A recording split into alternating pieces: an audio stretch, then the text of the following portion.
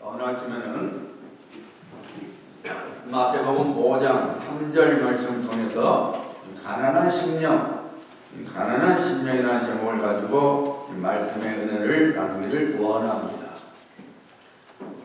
모든 사람들이 나름대로 행복하고자 그 행복을 쫓아가면서 살아가고 있습니다. 어느 누구도 참 불행한 인생을 살고 싶은 사람은 단 한 명도 없지. 행복을 찾아서 또 행복을 추구하면서 살아가는 것이 모든 사람의 인생입니다. 물론 사람마다 행복의 조건은 다르지요. 어떤 사람에게는 돈이 행복일 수가 있고, 또 어떤 사람에게는 건강이 행복일 수도 있고, 또 어떤 사람은 어떤 자기의 마음의 소원이 행복일 수도 있는 것이죠. 어쨌든 모든 사람들이 나름대로 어떤 행복의 조건을 마음속에 두고 그 행복을 가지려고 애를 쓰고 살아갑니다. 우리 예수님께서는 복을 이야기하시는데 첫 번째 복의 내용이 심령이 가난한 자는 이렇게 말하고 있습니다. 사실 여러분 가난하다는 말을 좋아하는 사람은 아무도 없을 거예요. 부자 되세요 그러면 아멘 하지. 가난뱅이 되세요 하는데 아멘 할 사람은 단 한 명도 없어요. 가난이란 말은 사실 우리 마음에 닿지 않고 부정적인 뜻으로 들리지요. 그런데 우리 예수님께서 첫 번째 복을 선포하시면서 심령이 가난한 자는 이렇게 말씀하십니다. 참 우리 예수님께서 말씀이 좀 희한하게 들리죠. 여기서 가난한 자는, 가난이란 말을 원래 뜻은 뭐냐면 완전히 아무것도 없는 걸 말합니다. 내 힘으로 죄송합니다. 내 힘으로 도저히 일어설 수 없고, 내 힘으로 살 수도 없고, 심지어 핍박을 받아서 나는 도저히 내 혼자서는 살 수 없는 상태가 오늘 성경이 말하는 원래 뜻의 가난이에요. 그래서 누군가를 붙들지 않으면 안 되는 거예요. 나 혼자서는 도저히 안 되는데, 그래서 누군가가 나를 붙들어줘야만이 내가 살 수 있는 거예요. 이것이 성경에서 말하는, 오늘 본문 말씀이 말하는 가난의 원 뜻입니다. 그런데 우리 예수께서 말씀하시기를 물질이 가난한 자가 아니라, 건강이 가난한 자가 아니라 심령이, 내 영혼이 가난한 자가 복이 있다는 거예요. 무슨 말씀이에요, 여러분? 내 영혼이 누군가 내 영혼을 붙잡아주지 않으면, 누군가가 내 영혼을 도와주지 않으면 안 된다는 아주 절박한 마음을 가진 자가 복이 있다는 것입니다. 그런데 왜 복이 있느냐? 그 이유를 말하고 있죠. 천국이 그들의 것이며, 마음이 가난한, 심령이 가난한, 나는 도저히 안 돼요. 그래서 하나님 날 도와주셔야 돼요. 하나님만이 나의 반석이십니다. 하나님만이 나의 피난처십니다. 하나님만이 나의 요새십니다. 하나님이 도와주셔야 할 거는 나는 아무것도 아닙니다. 이 심령을 가진 자가 하나님의 통치를 받게 되니까 그것이 복이라는 것입니다. 여러분, 어린아이, 아무것도 할 수 없는 어린아이에 있어서 가장 복된 것은 뭐겠어요? 물질입니까? 건강입니까? 아니죠. 엄마, 아빠 품 안에 있는 거예요. 엄마, 아빠 품 안에 있는 거예요. 나는 엄마 없으면 안 돼. 나는 아빠 없으면 안 돼. 어린아이에서 가장 최고의 행복은 엄마, 아빠 눈에 앞에 있는 거죠. 여러분, 우리가 하나님을 전능자로 믿고 하나님을 나의 하나님으로 믿는다면 그런 어린아이 같은 심령으로 우리가 하나님 앞에 서야 된다. 다른 모든 것이 나를 행복하는 것이 아니라 엄마 아빠가 나를 쳐다보면 나는 그만이야, 됐어. 이것처럼 이 세상에 뭔가가 나를 행복하는 것이 아니라 살아계신 하나님, 전능자이신 하나님께서 나를 바라보고 계시면 됐어. 바로 이것이 행복한 것이죠. 이거 행복한 것이죠. 신앙이라는 것은 여러분 대단한 것 같지만 신앙이라는 것은 첫째로 하나님을 아는 거예요. 하나님을 알지 못하면 안 되죠. 하나님 어떤 분이신지 아는 것이 신앙이에요. 그리고 내가 아는 하나님을 믿는 것이 신앙이에요.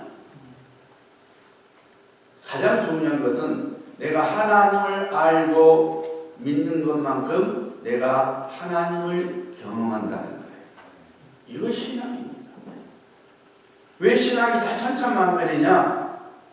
하나님을 아는 것이 다르기 때문에, 하나님을 믿는 정도가 다르기 때문에 경험하는 바가 달라서 신앙의 내용이 천차만별인 거예요. 자, 별세신앙으로 유명한 지금은 하나님 품에 안 계신 이중평 목사님 계세요. 한국의 성결교 아주 어른이셨던 목사님인데 그분은 늘 별세신앙이에요. 내가 죽어야 산다. 신앙은 내가 죽어야 된다. 그걸 늘 주장하신 분이어서 별세했다고 그래요. 죽었다면 별세한다. 별세신앙 유명하신 분이에요. 그분이 죽음을 앞두고 이런 글을 썼어요. 병 고침을 받고 예수님을 떠나는 것보다 차라리 예수님 안에서 죽는 것이 낫다. 병으로 인해 예수님을 닮아갔다면 그는 행복한 사람이다. 그러나 예수님과 상관없이 오래만 살았다면 그는 불행한 사람이다. 오 주여, 병을 통해 당신을 배우게 하소서. 내 몸에서 당신만이 존귀 여김 받기를 원하나이다. 바로 이 심령이 가난한 심령이죠. 어느 한 여성이 있었어요. 직장생활 하면서 열심히 살아갔습니다. 직장에서 받은 월급에서 20만 원만 용돈을 쓰고 나머지는 다 이렇게 세이빙을 해놓은 거예요. 장래 어떤 자기 삶을 위해서 세이브하면서 살아갔습니다. 그런데 어느 날 주변에 평소에 잘 아는 친구가 돈 많은 신랑을 만나는데 전력 투구하는 걸 보고 자기도 마음에 회의가 들어서 그래, 내가 만약에 돈 많은 남자를 내 남자로 맞으면 내가 행복할 거야. 그 생각이 들었습니다. 신데렐라 환장이 들어온 거예요. 내가 신데렐라 되려면 예쁜 유리구두도 있어야 되고 예쁜 드레스 있어야 되니까 은행에서 돈을 꺼내다가 자기를 치장하기 시작했어요. 비싼 가방에 비싼 옷에. 그러면서 돈 많은 남자들이 나오는 클럽을 찾아다니기 시작합니다. 한 사람만 잡으면은 물주만 잡으면 내 인생 행복하다. 그럼 매일 직장생활 끝나면 클럽을 가는 거예요. 간 목적은 돈 많은 남자를 붙잡는 거예요. 그런데 돈 많은 남자들이 싫습니까? 사귀는 건 좋은데 결혼을 안 하겠다는 거죠. 뻔한 월급 갖고 클럽 생활하고 자기를 시장해야 되니까 돈이 너무 많이 들죠. 부모에게 돈을 빌려서 돈을 받았습니다. 친구들에게 부탁해서 보증받아서 돈을 받았었는데 다 돈이 나가는 것이죠. 크레딧 카드에서도 더 이상 안 되는 겁니다. 가족을 쳐다볼 수 없습니다. 친구들에게 보증을 썼기 때문에 보증을 갚기로 했으니까 친구들로부터 도망을 치라고 했고 회사에서도 역시 회사 생활을 할 수가 없었습니다. 완전히 인생이 망쳐지고 말았습니다. 자, 여러분, 병은 들었지만은 예수님을 품고 예수님을 붙잡고 살았던 분의 인생과 신데렐라 환상을 가지고 자기가 모든 것을 다 쏟아넣었지만은 결국은 실패하고만 사람의 인생 중에 어느 인생을 여러분이 살기를 원하시고 어느 인생이 복된 인생이라고 생각하십니까? 이 아침에 예배를 드리는 여러분들은 행복하십니까? 누군가 여러분에게 자매님, 형제님, 당신의 행복지수는 얼마나 되십니까? 행복지수 10개가 최고라면 10개입니까? 나의 행복지수가 10점 만점에 10점이라고 말할 수 있다면 그 사람은 참으로 행복한 사람이죠. 그런데 과연 내 인생은 10점 만점에 10점입니다 라고 말할 수 있는 분이 얼마나 있을까요?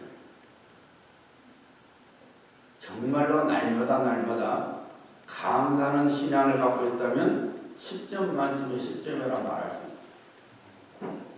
여러분, 아무리 많이 갖고 있어도 감사가 없으면 절대로 만족할 수 없기 때문에 그래마다 생각합니다.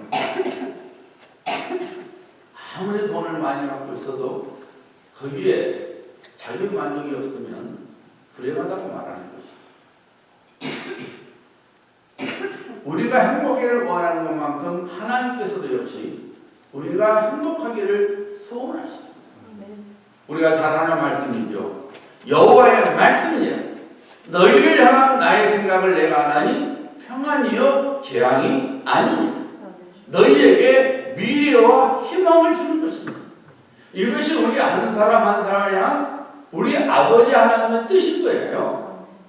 우리 장래에 우리에게 미래와 희망을 주는 것이 하나님의 소원이라는 것입니다. 우리에게 평강 주시기를 소원하신 분이 우리 하나님이시라는 것입니다. 우리가 행복하기를 원하는 것 이상으로 하나님께서도 우리가 행복하기를 원하시는 거예요. 그래서 죄값에 따라 죄값에 따른 사망으로부터 우리를 구원해 주시기 위해서 독생자 예수 그리스도를 이 땅에 보내주시고 갈보리 십자가 위에서 대속의 죽음을 맞이하게 하신 것입니다. 죄의 저주로부터 왜 우리를 건져주시고자 하시는 겁니까? 왜 영벌이 아닌 영생을 선물로 하나님께서 주시고자 하신 것입니다. 하나님께서는 우리가 행복하기를 원하시는 거예요. 우리를 사랑하시기 때문에 우리가 죄의 저주 가운데 살아가는 것이 아니라 하나님의 은혜 가운데서 구원받아서 영생을 선물로 받고 천국을 기업으로 받는 그런 복된 자가 되기를 우리 하나님께서 소원하시는 거예요. 예수 그리스도를 이 땅에 보내주시고 갈보리 십자가에서 우리를 대신하여 죽게 하신 것입니다. 그리고 그의 능력으로 다시 살게 주신 것입니다. 여러분, 우리가 저주 아래 있으면 어떻게 행복할 수 있습니까? 하나님께서 우리에게 베푸시는 그 은혜와 사랑을 붙드는 자가 행복한 사람입니다. 자, 우리 많은 사람들을 보면 말씀을 보니까 예수님을 쫓아왔어요. 쫓아오는 이유가 있죠. 예수님은 또 뭔가 얻고자, 자기 마음의 소원을 얻고자 쫓아온 거예요. 여러분, 왜 교회 다니십니까? 왜 여러분이 예수님 믿으세요? 그 동기가 옳든 그르든 다 마음에 뭔가 소원이 있어서 뭔가 주님께 바란 것이 있기 때문에 예수님을 믿고 또한 교회 생활을 하는 거예요. 그래서 우리 예수님께서 뭔가를 기대하면서 자기가 원하는 것을 얻고자 예수님을 쫓아오는 무리들에게 예수님께서 말씀하시는 거예요. 심령이 가난한 자는 복이 있나니. 많은 사람들이 내가 어떻게 하면 행복할 수 있을까? 이걸 잡으면 내가 행복할 수 있나? 내가 이것이 있으면 행복할 수 있으려나? 그 많은 행복을 찾기 위해서 예수님을 쫓아왔는데 예수님은 간략하게 말합니다. 심령이 가난한 자는 복이 있다는 거예요. 그 이유가 뭐냐? 하나님의 통치를 받을 수 있다는 거예요. 그러면 여러분, 심령이 가난한 것이 무엇인지를 우리가 살펴봐야 합니다. 구체적으로. 무엇이 심령이 가난한 것인가? 정말 하나님의 나의 피난처시오, 나의 요소시오, 나의 소망이십니다. 하나님 것은 아무것도 아닌데요. 이것을 우리가 구체적인 우리 삶 속에서 어떤 신앙의 모습이 가난한 심령의 신앙인지를 우리가 생각해 봐야 된다 그 말입니다. 여러분, 심령이 가난한 신앙은 첫째로 환경을 바라보지 아니하고 하나님을 바라보는 거예요.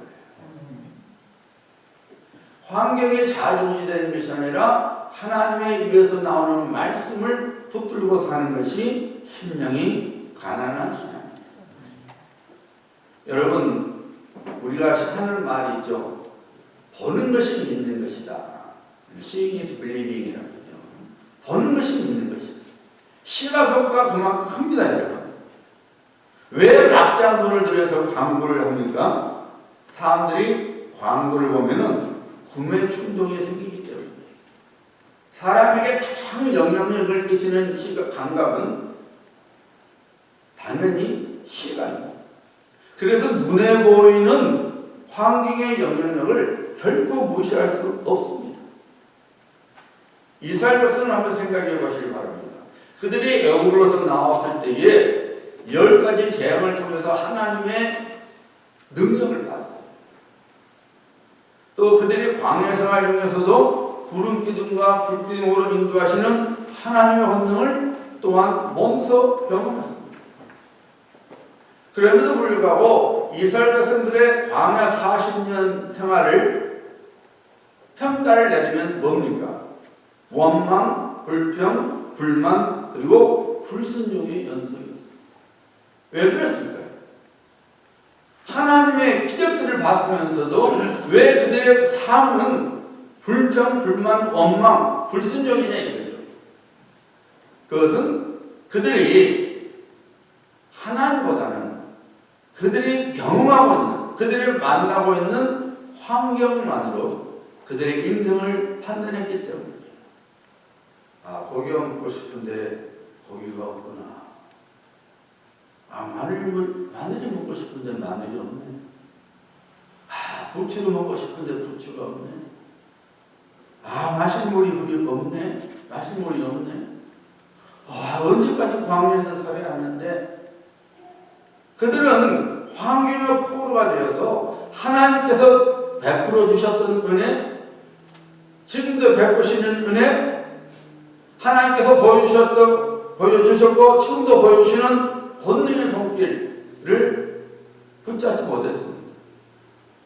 당장 배가 고프니까, 당장 목이 마르니까, 먹고 싶은 것을 먹지 못하니까 그만 하나님보다는 환경을 쳐다보면서 불평하고 원망하고 결국은 불순종하고 말았습니다.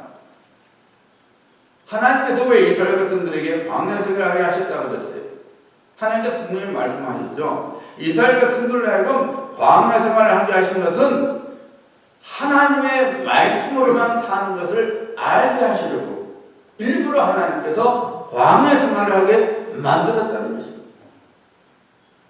내가 생각했을 때는 부추가 있어야 되고, 내가 생각할 때는 떡이 있어야 되고, 내가 생각할 때는 고기가 있어야만이 내가 살 수 있을 것 같은데, 하나님께서는 그런 것이 너희를 살려주는 것이 아니라 내 입에서 나오는 말씀이 너희를 살려주는 것이다. 그것을 깨닫게 하시려고 광야 생활을 하게 만드셨다 그 말입니다. 여러분, 성도는 하나님의 말씀을 붙들고 사는 사람입니다. 비록 눈에 보이는 환경은 하나님의 약속과는 전혀 별개인 것처럼 보여도 나에게 주신 하나님의 말씀대로 그대로 이루어질 것을 믿고 사는 것이 믿음 생활입니다. 그리고 이 믿음으로 사는 사람이 가난한 심령의 사람이에요. 다윗을 한번 생각해 보시기 바랍니다. 다윗이 왕이 되기 전이나 왕이 된 후에도 그의 인생이 평탄하지 않았죠. 어차피 이 세상의 인생은 도망자의 인생이든 궁궐에서 왕이 된 인생이든 다 평탄하지 않아요. 우리가 잘 안대로 다윗은 사울 왕의 칼날을 피해서 도망자의 삶을 살았죠. 때로는 적 앞에서 미친 사람처럼 행동해야만 했습니다. 사람들로부터 무시당하는 삶을 살았고 자기가 보았던 사람들로부터 죽음을 당할 뿐이었습니다. 다시 왕이 된 후에도 역시 마찬가지였죠. 자기의 최측근으로부터 배신을 당하고 심지어 자기가 한 번도 나무라지 않았던 아들로부터 죽음을 당할 뿐도 했습니다. 그가 경험한 환경은 불평과 불만과 엉망을 가져올 수밖에 없었던 환경이었어요. 그런 인생을 살았어요. 그럼에도 불구하고 그가 뭐라고 그랬습니까? 내 영혼아 어찌 낭망하여 불안해하는가? 너는 잠잠히 여호와만 바라보라. 구원이 그에게서 나는도다. 다윗은 환경에 좌지우지 되지 아니하고 환경 넘어 자신의 인생을 주관하시는 하나님을 의지했습니다. 사랑하는 성도님들, 우리들은 어떤 사람입니까? 하나님께서 우리에게 어떤 은혜를 주셨습니까? 우리의 형과 저도 죽었는데, 그래서 하나님의 원수가 되었는데, 그래서 장래 아무런 소망이 없었는데, 그런 우리를 하나님께서 그래서 예수 안에서 그의 사랑받는 자녀들로 불러주셨습니다.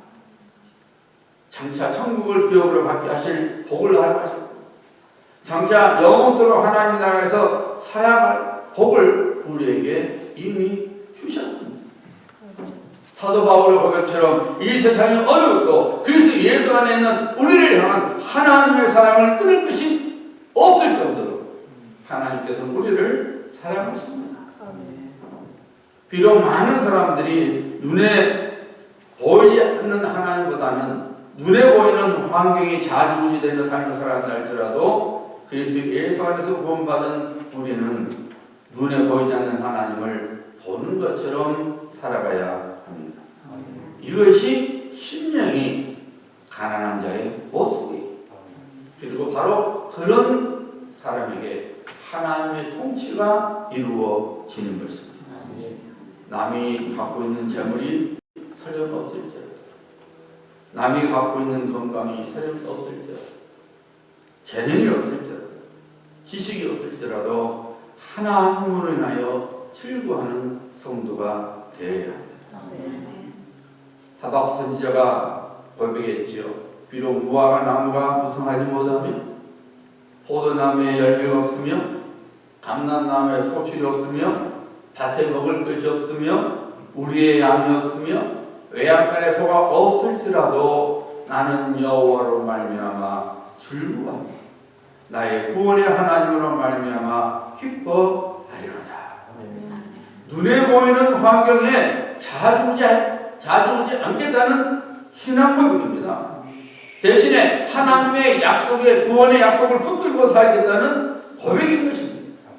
왜 그렇습니까? 결국엔 하나님의 약속대로 무화과 나무가 무성하게 되며 포도나무에 열매가 맺어지게 되며 감람나무에 소출이 있게 되며 밭에 먹을 것이 생기며 우리의 양이 있게 되고 외양간에 소가 있게 되는 하나님의 구원이 이루어지기 때문입니다.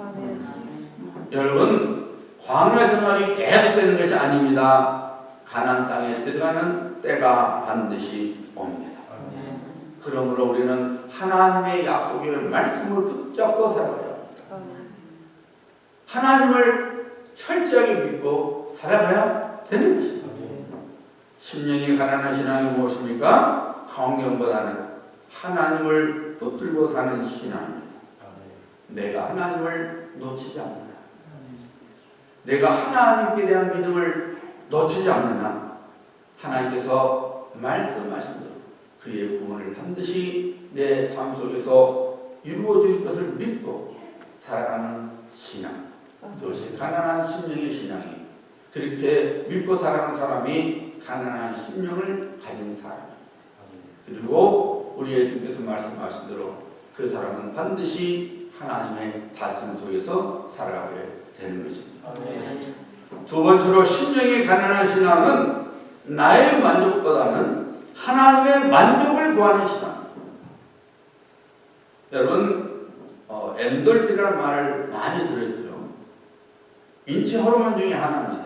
우리 몸의 면역 체계를 강화해주고 심지어 항암 효과가 있는 호르몬이죠. 웃으면 엔돌핀이 많이 만들어집니다. 그래서 웃음 치료하게 되는 것이 바로 그거예요. 자꾸 웃으면 우리 몸에서 엔돌핀이 만들어져서 우리 몸이 면역 체계가 강해진다는 거예요. 그러니까 혼자 있을 때 웃으세요. 남들 앞에서 괜히 웃으면 또 괜히 좀 갖다 할 수도 있으니까 집에서 막 그냥 웃으시라고. 또 운동을 하면 이 엔돌핀이 생기죠. 적당한 운동을 하면 이 엔돌핀이 돌아서 건강해지는 것입니다. 그래서 걷기만 해도 사람이 건강해진다는 것이 바로 그게 되는 거예요. 할 수만 있다면 걸어야 돼요. 나이 드신 분 집에만 계시면 안 돼요. 집에만 걸으면 여러분 몸만 잘못된 거 아니에요. 머리도 기능이 떨어져서 자칫하면 치매에 걸려요. 할 수만 있다면 몸을 움직여야만이 브레인도 움직여져서 치매에 안 걸리는 거예요. 할 수만 있다면 걸으셔야 돼요. 할 수만 있다. 그런데 여러분 이런 엔돌핀보다 더 강한 호르몬이 있는데 그것은 다이돌핀이에요. 근데 이 다이돌핀은 내가 하하하하 웃는다든지 혹은 뭐 걷는다든지 해서 생기는 호르몬이 아닙니다. 딱 특별한 경우만 생기는데 내가 감동받을 때 내가 감동을 받을 때 이 다이돌핀이 만들어져서 아주 건강하게 만들어진다는 것입니다. 우리 하는 말이 있죠. 사랑을 하면 예뻐집니다. 그 이유가 바로 그거예요. 내가 사랑의 감동을 받으면 다이돌핀이 생겨나니까 안 예쁘지가 안 예쁠 수 없는 거죠. 얼굴에서 빛이 나는 거예요. 빛이 나는 거예요. 혹은 사랑이 기적이 났습니다가 바로 그거예요. 그거예요. 한 쌍둥이가 났는데 쌍둥이에서 막 났는데 하나이가 죽어가는 거예요. 하나이는 건강한데. 근데 이 쌍둥이를 같이 놔두니까 이 다른 쌍둥이 하나가 이 병드는 쌍둥이를 딱 이렇게 잡더래요. 그러자 놀랍게 얘기를 하는데 이 죽어가는 쌍둥이 아이가 살아납니다. 그것이 바로 뭐냐면은 이 다이돌핀이요. 힘인 것이죠. 막 나온 아이도 사랑을 느끼면 감동을 받거든요. 우리 몸에서 그런 좋은 호르몬이 나와서 병을 이기는다는 것이죠. 여러분, 많은 것들을 갖고 있음에도 불구하고 불행한 이유는 오직 나의 만족만을 구하며 살아가기 때문에 우리가 잘한 대로 못 사는 나라 사람들의 행복지수를 보면은 잘 사는 나라의 사람들의 행복지수보다 높습니다. 분명히 가난해요. 부족해요. 근데 물어보면 행복하다고 그래요. 무엇 때문에 하냐면은 욕심을 부리지 않는다. 열왕기상 21장에 보면 아합왕이 나오죠. 부인 이세벨과 함께 악명 높은 왕이죠. 그는 한나라 왕이었습니다. 그러니 그가 누고 있는 것이 얼마나 많았겠습니까? 그런 그가 어느 날 밥맛을 잃어버리고 않는 겁니다. 스스로 불행한 자가 되었어요. 이세벨이 물어봤어요. 왜 그러냐? 그랬더니 하는 말이 자기 어느 날 왕궁에서 내려다보니까 너무나 멋지게 보인 포도밭이 있더라는 것입니다. 그래서 그 포도밭을 갖고 싶어 했습니다. 여러분, 왕이었으니 그가 소유한 포도밭이 얼마나 많았겠어요. 근데 그런 것은 안 보이고 남은 포도밭이 좋게 보이는 거예요. 야, 저 포도밭 내 것이면 좋겠다. 근데 나봇이 왕이 팔으라 그러니까 나봇이 우리 조상의 기업이기 때문에 절대로 팔 수 없습니다. 그것 때문에 병이 생긴 거예요. 내 만족을 채우지 못하는 거예요. 하나님께서 분명히 말씀하시려 각 가문에 준 기업은 그 기업 가문 것이기 때문에 터치할 수 없는 건데 하나님 그런 말씀은 상관없고 내 만족 때문에 그걸 갖지 못하니까 병이 나는 거예요. 우리가 잘 아는 대로 그 악한 이세벨이 계략을 해서 나봇을 죽여버리고 그리고 포도밭을 아합 왕이 갖게 했습니다. 여러분, 아합 왕이 그 포도밭을 갖게 됐으니까 행복해졌습니까? 아닙니다. 오히려 하나님의 진노로 죽음을 당했을 뿐만 아니라 그로 인하여 그의 가문이 완전히 멸망당하고 말았습니다. 여러분, 우리는 내 만족이 아니라 하나님의 만족을 위하여 살아가자. 하나님을 만족시키는 삶이 오히려 우리 인생을 행복하게 만들어지게 하는 것입니다. 사울이 다메섹 성에서 예수 그리스도를 만난 후에 오직 예수 그리스도의 삶을 살았지. 예수님을 위해서라면 그가 갖고 있는 모든 특권과 자랑거리를 배설물로 여길 만큼 예수님 만족을 위해서 살아갔어요. 그가 뭐라고 고백했어요? 어떤 형편에서든지 나는 자족하기를 배웠느니 나는 비천에 처할 줄 알고 풍부에 처할 줄 알아. 모든 일, 곧 배부름과 배고픔과 풍부와 궁핍에도 처할 줄 아는 일체의 비결을 배웠노라. 예수님 만족의 삶을 살아가니까 물리적인 부족의 삶이 아무것도 아니라는 거죠. 사도 바울은 나의 만족보다는 예수 그리스도의 만족을 구하는 삶을 살았습니다.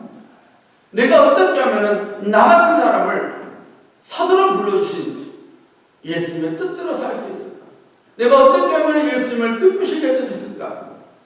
그러니까 그는 모든 곤욕을 당하고 능욕을 당하고 그런 엄청난 일을 당해도 감사했던 것이죠. 그래서 말하는 거예요. 범사에 감사. 비록 육신적으로 힘들었지만은 그의 심령 속에는 평강으로 채워지고 그는 행복한 자라고 말했던 겁니다. 왜요? 그는 자기의 만족보다는 나의 만족보다는 예수님의 만족을 구하는 삶을 살았기 때문입니다. 우리가 잘 아는 시편 기자의 고백이 있죠. 시편 127편 1절이죠. 여호와께서 집을 세우지 아니하시면은 세우는 자의 수고가 없다며 여호와께서 성을 지키지 아니하시면은 파수꾼의 깨어있음이 허사로다. 헛되다. 시편 128편 1절과 2절입니다. 여호와를 경외하며 그의 길을 걷는 자마다 복이 있도다. 내가 내 손이 수고한 대로 먹을 것이라. 내가 복되고 형통하리로다.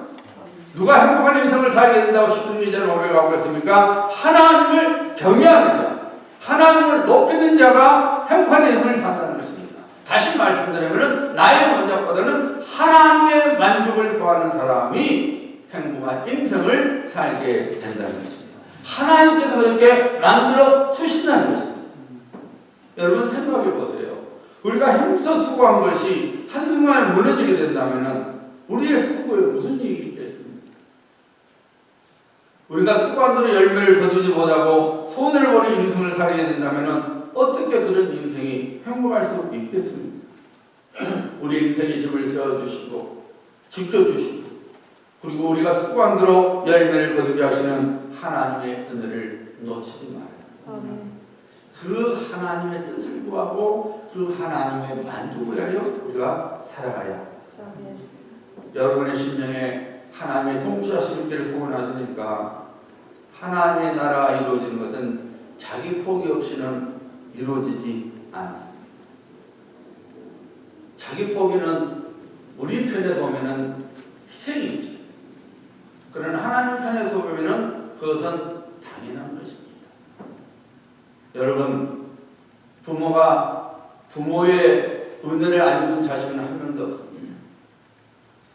그러면 그 부모의 은혜를 입은 자녀가 부모를 위해서 무언가 한다면은 그게 희생입니까? 근데 사실 우리들은 희생이라 생각하죠. 엄마 아빠가 내게 쏟아놓은 시간, 모든 정성 그런 것을 생각도 않고 내가 지금 하고 있는 하도 바쁜데 말이야 왜 이렇게 나를 힘들게 할까? 우리 희생한다 생각해요, 자식들. 근데 부모 입장에서 보면은 아니죠. 내가 너를 위해서 쏟아놓은 시간, 정성, 온갖 것 생각하면은 뭐 부모가 자식이 나한테 해준 거 아무도 아니에요. 그렇잖아요. 근데 자식은 희생이라 생각해요. 우리 매일 예배하는 거, 내가 하나님께 물질을 드리는 거, 내가 하나님의 교회를 섬기는 거, 내가 하나님을 부르짖는 거, 어떻게 생각하면은 하나님의 정말 은혜요, 특권인데 우리는 그것이 그렇게 하는 것이 희생이라 생각하는 거예요. 내 시간을 들여서 내가 기도하고, 내가 바빠 죽겠는데 내가 하나님께 나와서 예배드리고, 하나도 쓸 것 많은데 그냥 또 떼어서 하나님께 드리고, 희생이라 생각하는 거예요. 하나님 들어보면 과반이 아니겠지만. 그런데 여러분, 우리 예수님께서 말씀하셨죠. 내 이름을 위하여 집이나 형제나 자매나 부모나 자식이나 전토를 벌이는 자마다 여러 배를 받고 또 영생을 상속하리라. 우리는 주님 때문에 뭔가 희생하다 생각하지만은 주님께서 말씀하시기를 그렇게 살아가는 사람이 배를 여러 배 받고 무엇보다도 영원한 생명을 상속받게 된다. 놀라운 복이 부어진다는 것이죠. 어떻습니까, 여러분?